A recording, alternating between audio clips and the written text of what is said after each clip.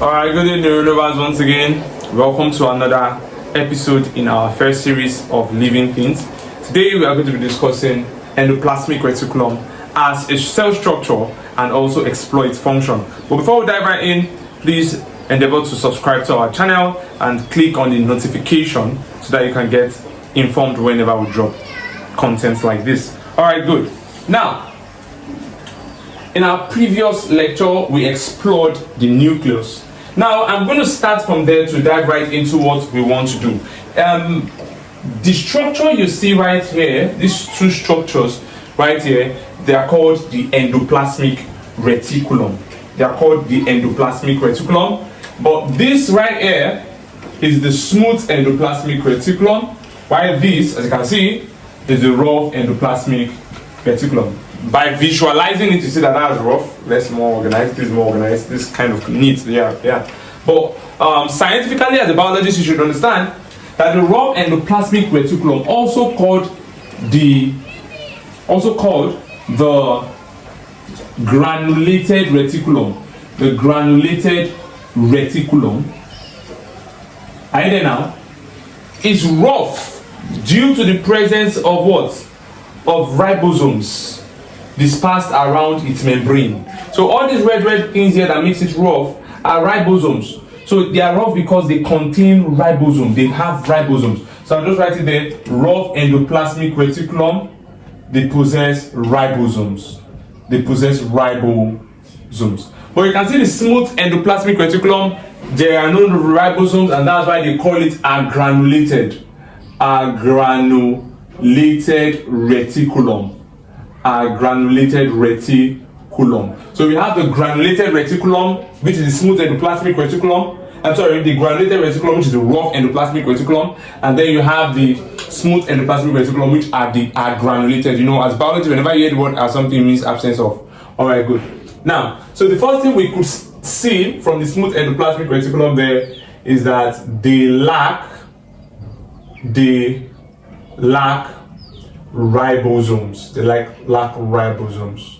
So they do not have ribosomes. That's what we're trying to say. Okay, good. Let's start from the rough endoplasmic reticulum. Now remember something.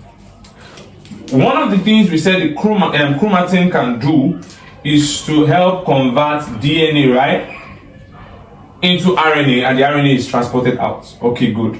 So we have RNAs here. And precisely, JAMB can ask you, during that transcription, you know, the process of transcription, when you are forming DNA and converting DNA to RNAs, that's transcription. Now, JAMB can want to ask you what kind of RNAs are produced. The answer is mRNA. What kind of RNA is in the nucleolus? rRNA. Do you get that now? In the nucleolus, we have rRNA, but during transcription, from them by the action of the chromatin, DNAs are getting converted to what kind of RNA? mRNA. That's the messenger RNA. You understand? The rRNA is the ribosomal RNA. The mRNA is the messenger RNA. We also have tRNA. We've not used that here, but we'll still get to that. That's the transfer mRNA here. So we have mRNA. Yes. So this mRNA, what happens to them is this: they get picked up.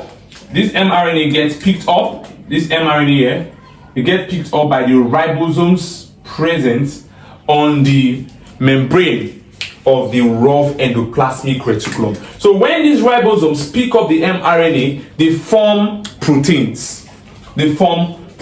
So what do you just get now? You just understood now that the rough endoplasmic reticulum, are you getting now, for the fact that it has ribosomes on it, is able to do protein synthesis. Is able to do protein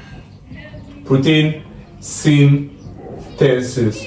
How? How was it able to achieve that? By the action of what? Of ribosomes. By the action of ribosomes on what? On mRNA. So whenever ribosomes act on mRNA, they help to synthesize protein. What is the name of that process? Translation. Do you see that now? We've talked about transcription, where DNAs are getting converted into mRNAs, and we've also talked about what? Translation, when these mRNAs that have been produced by the DNA during transcription get acted upon by what? By ribosomes to produce proteins. So those proteins now that are produced, or rather those proteins that are synthesized, will do three things possibly. Now they can either go on to form other structures like the lysosome, So that's one. I get me now, because most structures within the compartment of the cells are protein dependent. They depend on proteins for their synthesis, for them to exist. So one of the structures is that the protein that have been synthesized by the endoplasmic reticulum, precisely the smooth, can go on to incorporate to form the lysosome. While some can go to the membrane of the cell. Because when we get to membrane of the cell, you find that on the membrane of cells, cell membranes, which is the outer boundaries of the cell generally, they have transporters.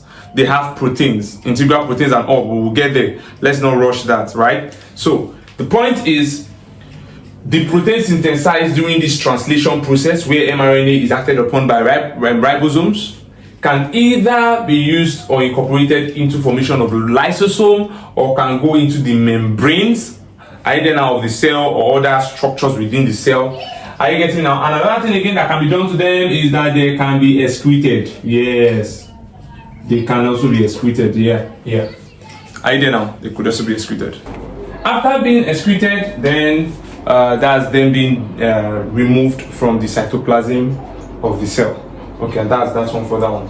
Now, another thing again the rough endoplasmic reticulum can do is to pick up proteins. Let's take for instance, this a protein is synthesized. Maybe this is the protein here. Okay, let me use green for the protein. So we have this protein synthesized there. In fact, let's make it straight first, because the protein will be a straight chain. So this is the protein here. This protein gets synthesized. This rough endoplasmic reticulum picks up this protein and does something to the protein.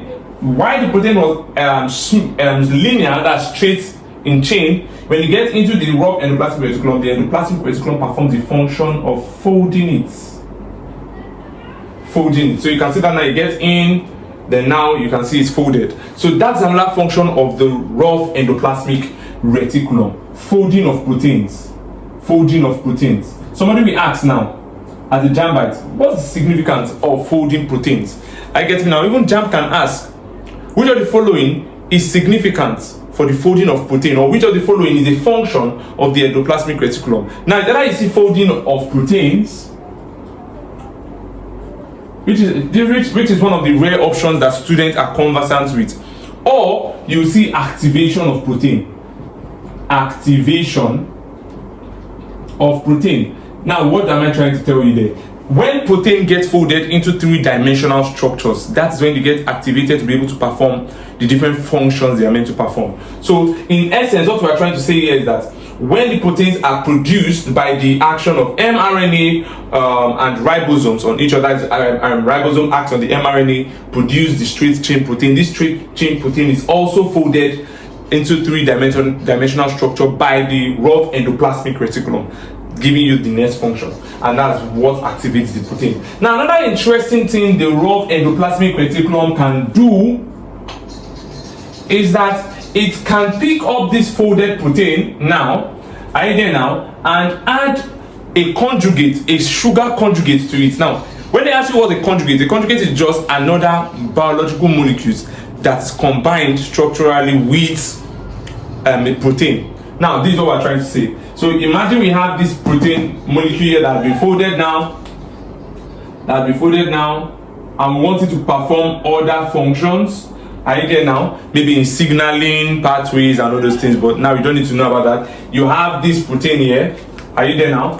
This protein now gets attached. Are you there now? It now gets attached to a glucose molecule. Let's just say this is a glucose molecule. It gets attached to a glucose molecule. Are you there now? This process here, where a glucose molecule conjugates with a protein molecule that's combined with a protein molecule, is called glycosylation. And that glycosylation is carried out also by the rough endoplasmic reticulum. So in summary, the rough endoplasmic reticulum contains the ribosome. Are you there now? And when the ribosome acts on mRNA, are you there now, that are converted, made from DNA, are you getting now? They form protein. That's how protein synthesis comes into play, right? And then we said this protein can be incorporated to form the lysosome. It can be incorporated into the membrane and also can be excreted. This protein also has to be active. They have to be activated. And how do they get activated? The raw endoplasmic reticulum also does what? Also helps in the folding of the protein, which activates the protein. Now, for the protein to be able to perform other diverse structural functions like signaling, trafficking within the cell, transport, it has to be what? Conjugated with a glucose molecule. Alright now, so when glucose molecule conjugate to it, that one is called glycosylation, and that is another function of the what? Of the raw endoplasmic reticulum, glycosylation. So what you have here, this summarizes all functions of the what? Of the raw endoplasmic reticulum. So you don't need to be afraid. Whenever you see a question on which of the following is not a function of the raw endoplasmic reticulum, just know that anything aside from this function I've given to you here is not a function of the raw endoplasmic reticulum. This is a complete function of the raw endoplasmic reticulum. As JAMB that you are preparing, you have to make sure you have the in-depth knowledge of everything in the syllabus. And here in Neuronova Science, we always make sure that every single detail, hidden facts within the curriculum are exposed during the lectures. So feel free to also ask questions in the comment sections and we'll respond to you. Okay, good. Now, the smooth endoplasmic reticulum performs a diverse function that's different from the raw endoplasmic reticulum. Now, let me make you understand something. The point there is that endoplasmic reticulum, regardless whether smooth or rough, will always transport materials, right? So they always transport materials. So what we are doing now are the specific functions. So have it in mind that these guys will always transport materials. They will always transport materials. I guess that's their uniqueness in terms of similarity, but the diverse functions they perform, which brings about their variation, their differences, is that the raw endoplasmic reticulum does this specifically, while the smooth endoplasmic reticulum, instead of protein synthesis, the guy actually does what? Lipid synthesis, and that's what they will actually want to leverage on as a JAMBite. What's the function of the smooth endoplasmic reticulum? Lipid synthesis. Lipid synthesis. Lipid synthesis. Idea now? Lipid synthesis. Now, while this guy in raw endoplasmic reticulum, it formed this protein, right, from mRNA. This guy here, the smooth endoplasmic reticulum, forms its lipid constituent from what we call precursor molecules. I can just use an asterisk to represent it here. So you have a precursor molecule, a lipid precursor. Are you there now? And what do you mean by a lipid precursor molecule? Those are molecules that serve as a starting material to be able to metabolize or synthesize lipids. Do you get that now? So this lipid synthesis, there are three major lipids that you can actually produce in that process. You have fatty acids. You have fatty acids. So if they ask you which of the following component of the cell can synthesize fatty acids, is smooth endoplasmic reticulum, because fatty acid is a lipid. Are you there now? Another one again that you can have is what? You can also have phospholipids. Phospholipids, which is a major constituent of the cell membrane. Phospholipids are a major constituent of the cell membrane. And finally, the last lipid that can be synthesized from these lipid precursor molecules by the smooth endoplasmic reticulum is the what? You have cholesterol.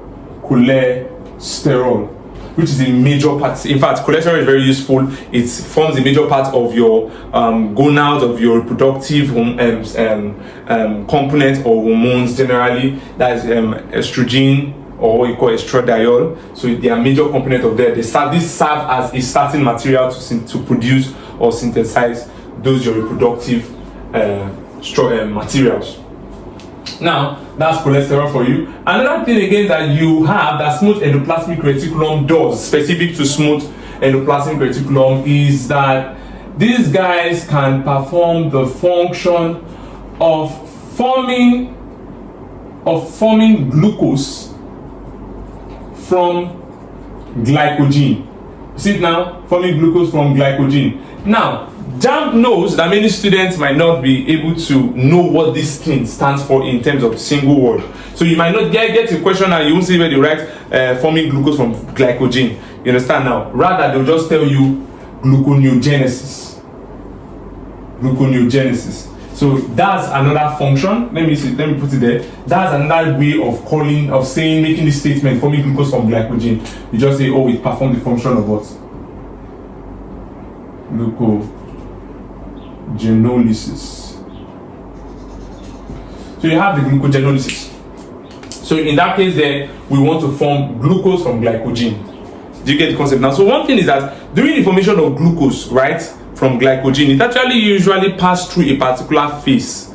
That phase is called the glucose-6-phosphate phase. So you have glycogen, for instance, and glycogen will later go to form glucose. But before it forms glucose, what we're trying to say is that it forms glucose-6-phosphate. Glucose-6-phosphate, right? And then glucose-6-phosphate will now move to come and form the what? Glucose. So these things happen in your body whenever you are short of glucose. Are you there now? Whenever you are short of glucose, this thing happens. So what happens there is that the smooth endoplasmic reticulum has a hormone. It synthesizes a hormone that we call glucose-6-phosphatase.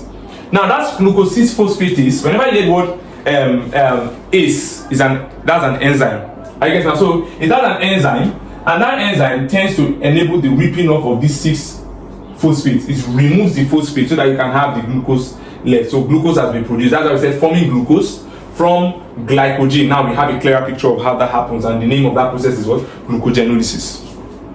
Are you getting that now? So another important thing that smooth endoplasmic reticulum does is that it detoxifies. So I'm going to put that here. It also aids in detoxification. Yes. So it's usually found in the liver. That's why you have a lot of smooth endoplasmic reticulum present in the liver there, because of the fact that this smooth endoplasmic reticulum can also help in the production of a particular enzyme.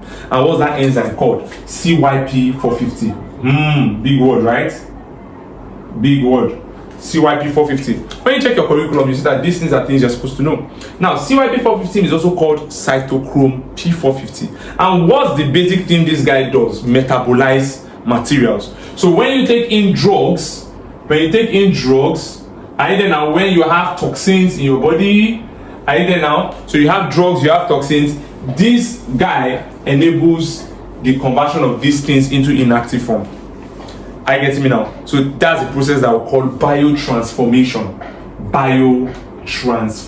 So when they ask you any question pertaining to the function of smooth endoplasmic reticulum, you need to be vast. You need to know where you are going to. You need to know all the processes, all the ways they can represent the names. So here now, from what I just said earlier, smooth endoplasmic reticulum can aid in detoxification by what? Biotransformation of harmful materials, right? That's that for that. Now, finally, the last function of the smooth endoplasmic reticulum, so that we can wrap up this series, is that they help in the production or storage of calcium. So they help in the production or storage of calcium. Let's put that here in neuronovas. It helps in the formation or storage of calcium. So storage of calcium. So calcium is stored in the smooth endoplasmic reticulum and can be released when necessary from the smooth endoplasmic reticulum. Let me just give you guys one take home. Now, in the muscle of individuals, right, we move as a result of repeated contraction of our muscles. Now, what helps us in eliciting such actions? What helps us in eliciting contractile actions is calcium. So you find this endoplasmic reticulum present in the sarcoplasmic reticulum. Now listen, endoplasmic reticulum, sarcoplasmic reticulum, they are the same, just sarcoplasmic reticulum is the endoplasmic reticulum of the skeletal muscles. So keep that in mind. In case JAMB uses the word sarcoplasmic reticulum, you will know that in neuronova science we've exposed it to you that sarcoplasmic reticulum is the same thing as endoplasmic reticulum. So that will be all for this series. I hope you did enjoy the lecture. Make sure you don't forget to subscribe to our channel and also click on the notification bell below. Drop your comments and we'll attend to you. Ensure you stay connected to us and do your personal studies as well.